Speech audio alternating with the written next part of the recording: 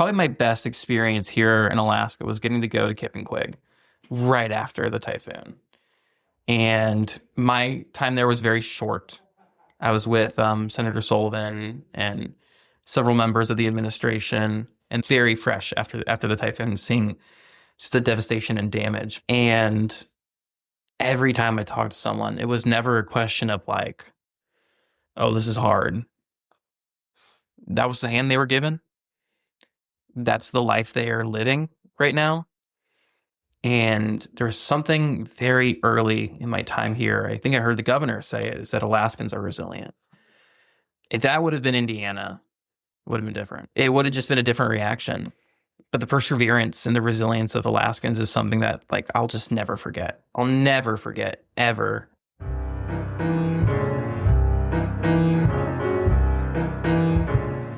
Welcome to the East Anchorage Book Club. I'm your host, Andrew Gray. The purpose of this podcast is to tell the stories of Alaskans of interest and importance.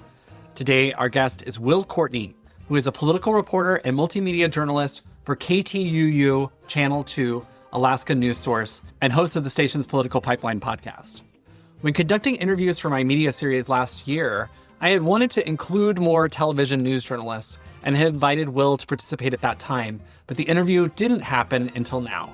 As you will hear, Wil never planned to work in Alaska, but in less than a year's time, our state has had a profound impact on him, particularly his reporting from Kitnik and Kwagilungok shortly after Typhoon Halong.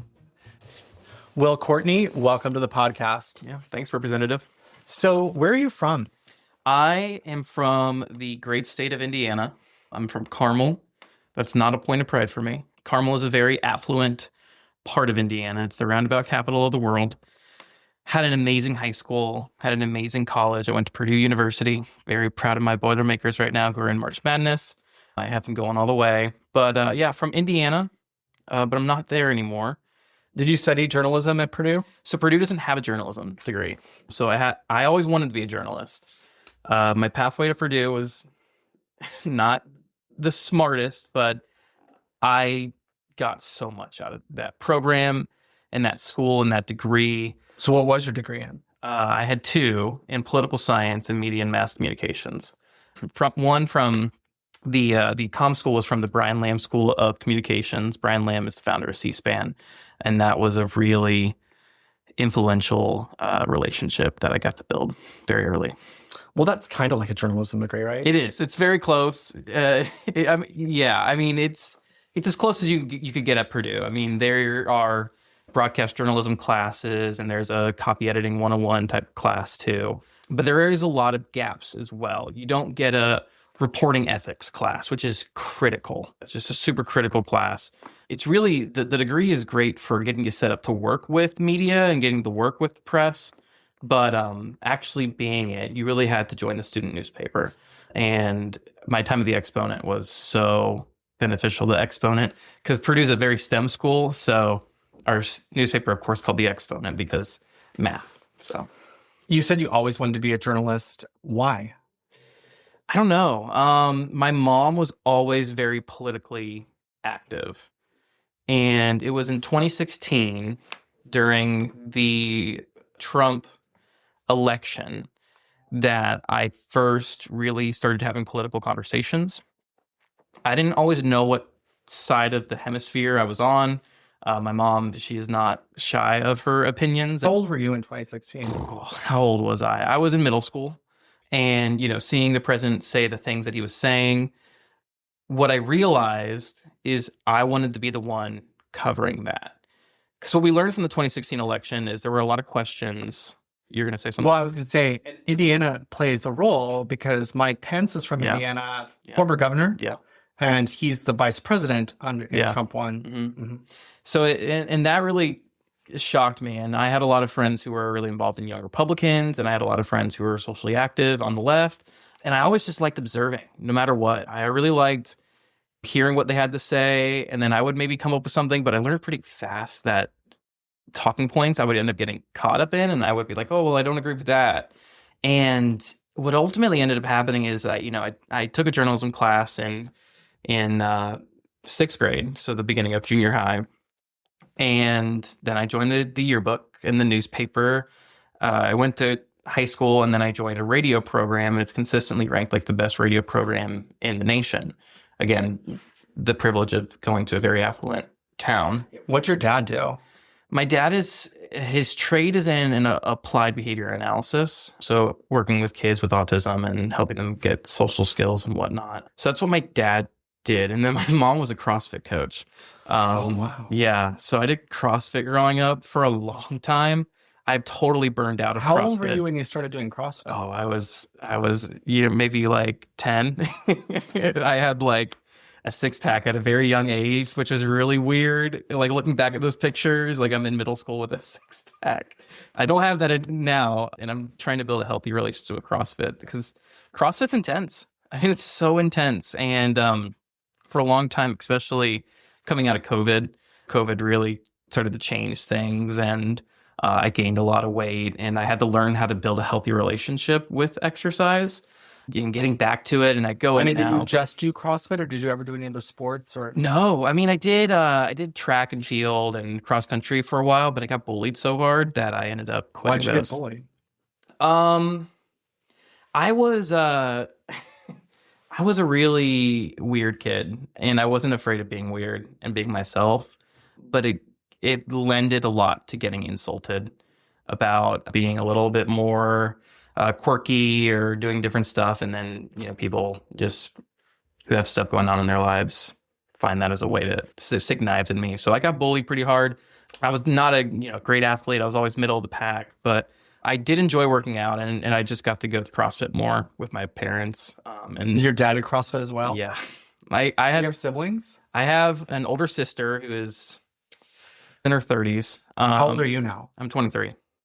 And my brother's 2 years younger than me. Did they do CrossFit as well? My brother did. My sister did not. So graduated from Purdue, I guess not that long ago, since you're 23. Not even a year. Not even a year. Wow. Yeah. Not even a year out of school. This is my first job. So how did you find the job? What attracted you to the job? So the job hunt was challenging. In total, I applied to 50 jobs. I had several interviews. I interviewed one company that shocked me. Like, it was just such a shocking interview. I interviewed with companies that I got really close to, but it ended up just being too competitive. I was going for a lot of East Coast jobs. I really had an amazing opportunity to intern for NBC News during the election 24 summer, which, like, man, what a time to be in DC with Biden stepping out of the race and running to the White House to do a little stand-up. All of a sudden. Yes. Yeah. I was outside the White House when Biden stepped down, and there was a celebration outside the White House from people on the left because Biden really stumbled in his speech, and helping log the 2024 debate between Biden and Trump and finding the moments. Is that your senior year of college? Yeah. Well, it was the summer between. Yeah. So you did the internship with NBC the summer between your junior and senior year? Yeah. And it was just like unbelievable. And I had been to DC the year before that, but I was only for a week. Did you cover any of the conventions? I covered the RNC, which was awesome because that was a really interesting primary because it was so many candidates versus Trump, who just didn't even go to anything. Mm-hmm. And then who ends up winning? Trump, right?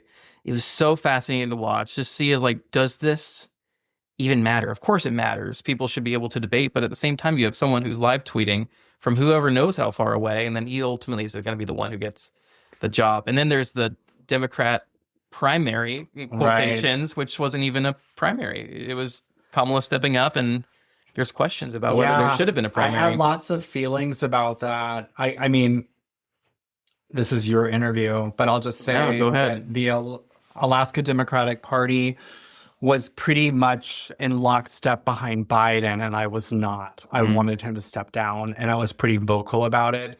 And I felt that there was not room for that opinion in the Alaska Democratic Party. I don't know if there was room for that opinion in the White House. However, the moment he stepped down, all of a sudden, the Alaska Democratic Party was saying, we will endorse Kamala Harris immediately. And there was no room for any conversation. Now, ultimately, like, I think Kamala Harris was a good candidate, but I think that not having any discussion over whether or not she should have been the candidate ended up being an Achilles heel? I think that's what a lot of takeaways are. I think there are so many takeaways from the 2024 election that Democrats are having. I think there's takeaways that Republicans are having too. I think there's a lot of conversations that have been opened and then closed and then have reopened about political violence in America following the 2024 election. But I think ultimately there are so many things that negatively affected Harris's campaign, period. I think that is definitely one, whether she was primary tested. She was not primary tested. So there was that going against her. There was, a delay in a Biden endorsement. That was because there was, reading, a little bit of, she writes it, and even in her own book, he wanted his legacy first before an endorsement. And I think there's a lot of questions about, even if she was primary tested, who was going to be her opponent. I think the lack of even having an opponent really hurt her. Her book is titled 107 Days. That would have been shorter if she would have had to been primary tested. There is Biden alone and the dissatisfaction with his... And your mistake on The View. When she was asked point blank, what would you have done differently? And she said nothing. Yeah. Well, a lot of people aren't happy with that answer. No. A lot of people are looking at you because you're not Joe Biden. So you obviously very invested in that election, following it closely. Did your senior year, applied for 50 jobs. 50 jobs. I got one. And it's the one that I'm here now for. Wow. And it's from a total, I won't say, it's not like a fluke, but it's like just total chance. My broadcast director in college, for the only little media class that we had, she knew my assistant news director and saw that. Well, she always knew I was politically active. I was the anchor for the public affairs show, and I was the city editor for the paper, and I did all of our election coverage for both, for the TV and for the print paper. And it was just amazing and electric, and you can just find these storylines and cover the elections. Elections are always the most fun to cover when you're a political reporter. But there was a political reporter opening for Alaska's news source. And getting that opportunity is rare to begin with. Political reporters are not usually someone fresh out of college. And we had a conversation, and this is one of 6 other interviews I probably had that day. And I just took the day off classes, and I just got ready, and my assistant news director and I really just hit it off, and I was really excited. And, I thought there was a chance. And then I had another interview, and then I had another interview with my news director, and I got the job a few days later. So this is so interesting for me for the timeline, because you interviewed me at the ICE hearing that we held in House Judiciary in June of 2025. That might have been my first time in the LIO. It's so interesting. You did a great job. I did not know that you were that new. I mean, when did you get to Alaska? May. So it would have been 2 months in. And a lot of it at first was just shadowing to a degree. And a lot of it was Zoom interviews. So you didn't come to the Capitol at all last year? I came for the special session. Okay, yeah, gotcha. So in August. Yeah, and that was insane. I didn't know there were elevators, so I'm carrying my camera equipment to the 3rd floor. It's not a I brought my camera equipment to this interview. It's not the lightest thing in the world, and you always miss something. You always miss one little, or for today, the one little thing didn't charge correctly. So I'm like, okay, well, where's the backup plan? And like I mentioned, I'm not really from a broadcast perspective. Broadcast was something that came to me. It wasn't something that I chose. And something that really frankly appealed to me is I had a lot of podcasting background. I did a lot of podcast essays. I won some awards for it. I won a national award when I was way back in high school for a true crime podcast. I won several national awards for it for high school podcasting. It's about a serial killer who lived 10 minutes away from my house and killed an unknown number of gay men in the 70s to 90s. In Indiana? In Indiana. That's interesting. It's funny that the power of suggestion, because the only other Indiana Hoosier. Yeah, Hoosier. Sorry. Yeah, it's okay. That I know is Pete Buttigieg. Yeah. And he is from, is Fort Wayne? Bend. South Bend. South Bend. No, that's exactly what it is. Yep. Gosh, my Indiana knowledge is going out the window. Because I've had to just adapt to Alaska, because there's so many different, well, for one, this has been an interesting time to move here, because this is a very consequential legislative session, and there's 1,000 things on the table. People are equating it to TAPS level legislation that needs to be passed by, if not this session, the next. But Same time, there's an election between then and now, and it's unlike any other state in the country. Full stop. People think Indiana's rural. Man, move to Alaska, drive from Anchorage to Juneau, and then talk to me. Yeah. So did you drive here? I did. And I guess teach me a little bit about your job. I mean, do you cover Anchorage and Juneau, or do you cover the whole state? Yeah. So I cover the whole state. And as the political reporter, the job is essentially, because I'm the only political reporter. We have a ton of other reporters. They will cover politics too. But I'm the sole political reporter. If they need politics, they go to Wil. But I only have so many hands, and I only have one brain. How did you prep for Alaska politics? I'll read Alaska's news source, read the ADN, get an idea, know who's been governor. Did you just start reading right away as soon as you got the job? As I got the job. Because I was still in college at the time. So I was just like, okay. Learned pretty fast that, if there's a bipartisan majority and the caucuses are not Republicans and Democrats, it's a lot more complicated than that. And learn what TAPS is and learn what a chichaco is and a sourdough. And had you followed Indiana state politics? So did you have like a frame of reference for what's different about state politics and national politics? Well, yes. The political science degree gives you a little bit of foundational knowledge of like how a democracy operates. And really, it's just the foundational knowledge. At least it's gotten me this far. You just kind of got to understand how a bill works. And you got to understand that just the different little rules about it. But I mean, the legislature here is pretty open about how stuff works. My approach to being a reporter, especially a young one at that, has always just been to not act like I know everything. To be able to walk up to a lawmaker and say, hey, I just, from a very macro perspective, because again, I'm speaking to an audience where I might have a minute to really explain a complicated idea, to explain this property tax bill. When I go on a 4:00 news hit, I might have a minute, I might have 2 minutes at most. You just got to do what you can. I honestly blanked on what the question was at this point, but how did you prep to become an Alaska political reporter? You just gotta act like you don't know everything. And I'm still an outsider. When we got the chance to chat, you've been in here for 4 years and you still feel like a newcomer. I'm never going to not feel like a newcomer. There's always going to be another bill that gets introduced that I need to understand within an hour or less, and talk to lawmakers and ask hard questions and get hard answers. Learn more about what people are thinking and seeing and saying and feeling. I interviewed Trill Gates from ABC Fox. Yeah.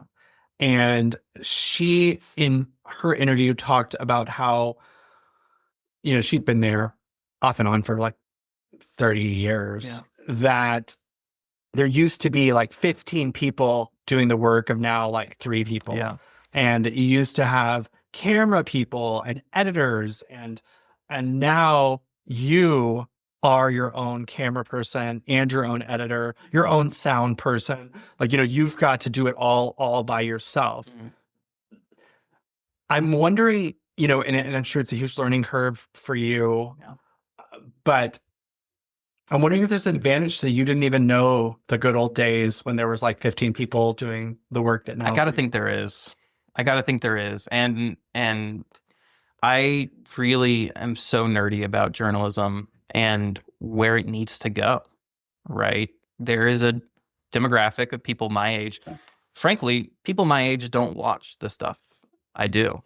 People my age don't turn on the news and click on Channel 2 at 4:00. Some people do. So few people do. And it's not just your age. Yeah. I just had a town hall, and I would say the average age of my town hall was 70. Man, I feel like I've been in the news every other day this whole session. No one knew anything that I was working on, or like literally all they were like, well, thank you for overriding the governor's veto. That's all they knew, was that we'd overridden the governor's veto in August. Yeah. And it does make me wonder, who is reading and watching the news? And that's an answer I don't have for you, but I think it's an answer that every single journalist around the country is asking. How do we tap into people my age who can get the appetizing story from their favorite pundit, but if they want the truth, they have to tune into a journalist? And I think that's a question that we're still trying to grapple with. I'm really excited by what we're really leaning into in Channel 2. We're really leaning into streaming. I'm working to get this show 5 times a week daily. And it's a 30-minute show. And it's either, conversations like this one, or it's John Thompson, one of the anchors, and I talking about politics and talking about what's happening and talking about what we need to talk about, what people need to know about this and explain it. And great, with having a 30-minute show, we have time to digest a really complicated topic and show raw interviews. It's just a different format. And it's really just, to a degree, throwing spaghetti at the wall and seeing what sticks. And it's exciting and it's stressful and it's scary, but I think it's something that journalists really need to grapple with as we enter this new era of media literacy. Bouncing back to you having to be your own camera man, your own sound man, your own editor, being the journalist, planning for the interview, which of those things do you think you're best at, and which of the things do you think you struggle with the most? I'm no stranger to struggling with the camera side of things, and I think I've gotten better, and I think my bosses back at home would also say the same thing. But the reason I do this is to have the ability to ask powerful people hard questions and to get hopefully good answers. And I try to have a rule where I try not to catch people off guard. I try not to. That's not true. You got a statement on, what was the hearing that we had recently? It was the lieutenant governor voter roll here. When we came out, no, it was ICE. ICE. Yeah, we got a statement from ICE. Okay, you got a statement from ICE, and we came out, and I said, well, what did the ICE say? And you were like, well, I'm going to read it to you on camera. Yeah. We did the hearing on the Soldotna deportation, and we found out on Thursday about the deportation, and we held a hearing in House Judiciary on Monday. Yeah. And I walked out and said, well, ICE has released a statement, and you said, well, I want to do it to you on camera. Yeah. And basically their statement was that she had missed a deportation hearing, and therefore she needed to be deported. And this was basically a very specific case to this person. But as we already heard the experts say, no one gets deported that fast. Like experts were shocked at how fast that family was taken out of this country. So anyway, but when you say you don't want to catch people off guard, you did want to catch me off guard. No, I really just have no desire for getting someone to point blank say something that isn't resonant of how they feel. That's not my job. I try not to think that's my job. Maybe other people think that's important. Well, what I think is important is getting reaction. And for that instance, like I just gotten that from our investigative anchor, Augusta, who does a lot of great work on ICE. And I got it and I was like, here we are, right? And, to your credit, if you didn't want to react, then that's your power too. Well, I mean, I'm an adrenaline junkie. Sure. So when I said, hey, what'd they say? Like, let's get it on camera. I was like, okay, let's go. Yeah. But you know what? I think a lot of probably better politicians than me would have said, absolutely not. Yeah. I want to see what they said. I don't know if it's I want to think about what I'm going to say. Mm-hmm. I'm pretty comfortable going on camera with no plan. Yeah. Like, let's see what happens. I think everyone here has a different strategy to how they approach media. And I think that's something that I've learned firsthand about how, some people can afford the time to do like a 30-minute sit down. Some people, the only way you're going to catch them is if they're leaving a committee hearing. And there's nothing wrong. And there are legislators who do not do interviews, period, with anyone in the media. I'm reading a book called 1929 about the stock market crash, and J.P. Morgan, the original J.P. Morgan, he instructed people to never talk to the media. He wanted to sort of exist in sort of like this secret universe where no one really knew what was happening. Yeah. And when I read that, I'm like, that's so interesting because that's so the opposite of the way I am. I love journalists and I love talking to journalists. I think there are, this is not looking at it from a journalistic perspective, but from, a person of power. I think there are pros and cons to being held accountable. And it's my job every day to give people the opportunity to comment. And, if they choose not to, that's within their power. I'm not going to, really, at least at this point in my career, not going to pound the door to get an answer. I will do what I can. And if I can't get an answer from you, then maybe lawmaker X, Y, or Z. Okay. Tell me like the worst experience you've had in Alaska so far and the best. The worst experience I've had in Alaska. I haven't had many bad experiences. This winter has been really hard. It's like 70 degrees in Indiana today. We haven't gotten above like 35 in forever. We're almost at a historic snow drop here in Juneau, in June. I'm in Juneau. It's been a historically cold winter for Fairbanks, so it's been a very wild winter to start. Also having to deal with the day-night cycle that really was jarring this winter, and now we're back to normal. I'm really looking forward to this summer and getting so much daylight and midnight sun. So I don't know. I haven't had like a very bad experience here. This may sound weird, but probably my best experience here in Alaska was getting to go to Quig right after the typhoon. And my time there was very short.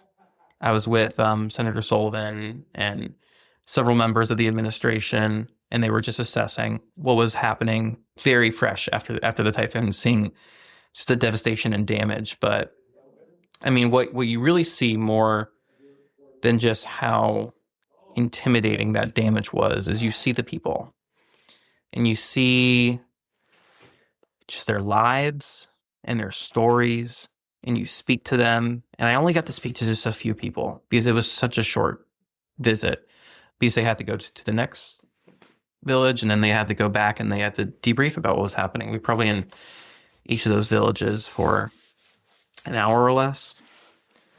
And every time I talked to someone, it was never a question of like, oh, this is hard. That was the hand they were given. That's the life they are living right now. And there's something very early in my time here, I think I heard the governor say it, is that Alaskans are resilient. If that would have been Indiana, it would have been different. It would have just been a different reaction. But the perseverance and the resilience of Alaskans is something that like I'll just never forget. I'll never forget ever. And I post very frequently on my Twitter or my X how much of a privilege it is to live here. You would have asked me a year ago, I would have lived in Alaska. I wouldn't. I would have laughed. That's just shocking. It's on the other side of the world. But man, it is so unbelievably worth it to live here and to call myself an Alaskan for however long I'm going to be an Alaskan, and to meet people who have just had such dramatically different life experiences and have been handed just a very difficult hand. And it's a privilege to get to talk to them. It's a privilege to get to tell their stories to the country, to the state, to the world. Wil Courtney, thanks so much for being on the show. Yeah, Representative, I appreciate your time. Thank you, sir. Thank you, listeners. If you like what you heard, please subscribe, rate, and review us. To contact me, email rep.andrew.gray@aklake.gov or call 907-465-4940.